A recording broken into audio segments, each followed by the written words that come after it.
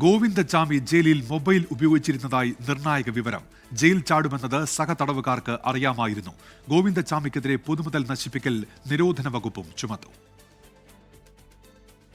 ഏറെ ആസൂത്രിതമായ 9 മാസത്തെ തയ്യാറെടുപ്പോടെ ഗോവിന്ദചാമി ജയിൽ ചാടുന്നത് ജയിലിൽ ചിലർക്ക് നേരത്തെ തന്നെ വിവരമുണ്ട്. സഹതടവുകാരിൽ 4 പേർക്ക് ജയിൽ ചാട്ടം കൃത്യമായി അറിയാമായിരുന്നു. സഹതടവുകാരായ ഷിഹാബ്, വിശ്വനാഥൻ, സാബു, ഗോവിന്ദചാമിയുടെ സെല്ലിൽ തന്നെയുള്ള തേനി സുരേഷ് എന്നിവർക്കാണ് വിവരം നേരത്തെ അറിയാമായിരുന്നത്. ഗുരുവായൂരിലേക്ക് പോകുമെന്ന് പറഞ്ഞ് തമിഴ്നാട്ടിലേക്ക് പോകാനായിരുന്നു പ്ലാൻ. കഞ്ചാവ് നൽകിയത് NDPS കേസിൽ ശിക്ഷിച്ച ഷിഹാബാണ്. ഗോവിന്ദചാമി ജയിലിൽ മൊബൈൽ ഉപയോഗിച്ചു. പാലക്കാടുള്ള തമിഴ്നാട് സ്വദേശി ശെൽവനെ വിളിച്ചു. പുറത്തു നിന്നും സഹായം കിട്ടിയില്ല എന്ന് പ്രാഥമിക വിവരങ്ങൾ ഉണ്ടെങ്കിലും ഈ ഫോൺ കോൾ നിർണായകമാണ്. സെല്ലഴിമുറിച്ച് ജയിൽ കോമ്പൗണ്ടിൽ തന്നെ 4 മണിക്കൂർ മതിൽ ചാടാനുള്ള ശ്രമവും ഉണ്ടായിരുന്നു. ഇത് ജയിലിന്റെ CCTV പരിശോധനയിൽ വ്യക്തമായിട്ടുണ്ട്. ഗോവിന്ദചാമിക്കെതിരെ പൊതുമുതൽ നശിപ്പിക്കൽ നിരോധന വകുപ്പും ചുമത്താനാണ് പോലീസിന്റെ തീരുമാനം. ജയിൽ ചാടിയാൽ 6 മാസം മാത്രമാണ് തടവ് ശിക്ഷയെന്ന് ഗോവിന്ദചാമി സഹതടവുകാരോട് പറഞ്ഞിരുന്നു.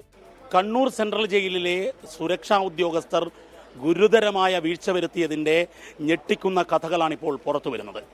ജയിലിൽ കഞ്ചാവ് ഉപയോഗിച്ച് ജയിലിനകത്തെ 4 പേരോട് ജയിൽ ചാടുമെന്ന വിവരം പങ്കുവെച്ചാണ്, അവരുടെ പിന്തുണയോടെയാണ് ഗോവിന്ദചാമി ജയിൽ ചാടിയത് എന്നുള്ളതാണ് ഗോവിന്ദചാമി തന്നെ പോലീസിനോട് പറഞ്ഞത്.